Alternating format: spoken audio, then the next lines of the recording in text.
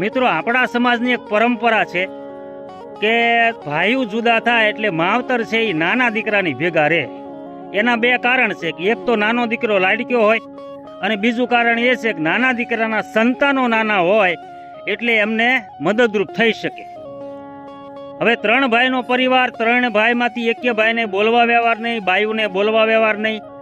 અને એક માજી જે છે, હું જે વાત કરું છું એ માજી 85 થી 90 વર્ષના અને દાદાની ગેરહાજરી અને એ એમના નાના દીકરાની ભેગા. એટલે આનો ફાયદો છે એ નાના દીકરાના હોવે ઉઠાવ્યો. એટલે માજીને ધીમે ધીમે દુઃખ દેવાનું ચાલુ કર્યું, ટોર્ચર ચાલુ કર્યું, ગાળો દેવાની ચાલુ કરી.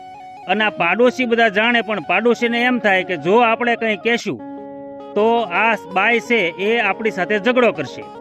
એટલે એવા ડરથી બધા ચૂપ રહ્યા. એમાં નીચેના માળે એક બેન રહે અને એ કપડાં સૂકવવા અગાશીમાં ગયેલા અને દાદર ઉતરતા આ દરવાજો ખુલ્લો અને એમાં એણે જોયું કે માજી છે એ હાથ જોડીને સોફાની અંદર બેઠા છે. પેલી બાઈ છે હાથમાં સાવરણી લઈ અને ગાળો દે છે અને એવું કહે છે કે રાંડ એક પણ શબ્દ ન બોલતી, નહીં તો ઠાર મારી નાખીશ.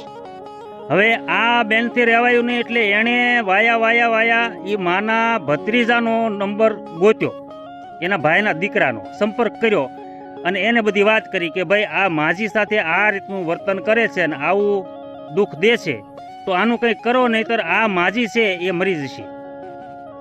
હવે એના ભત્રીજાએ માજીના સાસરિયા એટલે કે એમના ભાઈઓને ભેગા કર્યા અને વાત કરી કે ભાઈ આ રીતની તકલીફ છે તો તમારથી કાંઈ થઈ શકે એમ છે, નહીંતર હું આ લખાણ લાવ્યો છું અને એમાં લખ્યું છે કે માજી મરી જાય અને એનું પાણી ઢોળ કરવાની જવાબદારી મારી, ત્યાં સુધી હું એમને રાખીશ અને તમે એના 3 દીકરા પાસે સહી કરાવી દો.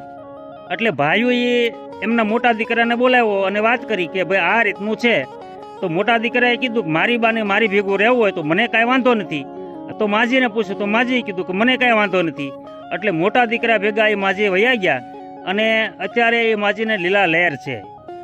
મોટો દીકરો એમના ઘરના એમના દીકરાની વહુ ખૂબ સરસ સારી રીતે રાખે છે.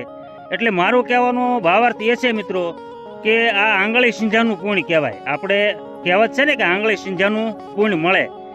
તો તમારી આજુબાજુમાં જો આવી ઘટના બનતી હોય તો વડીલોને આવી રીતની મદદ કરજો, મદદરૂપ થજો. થેન્ક યુ, આભાર.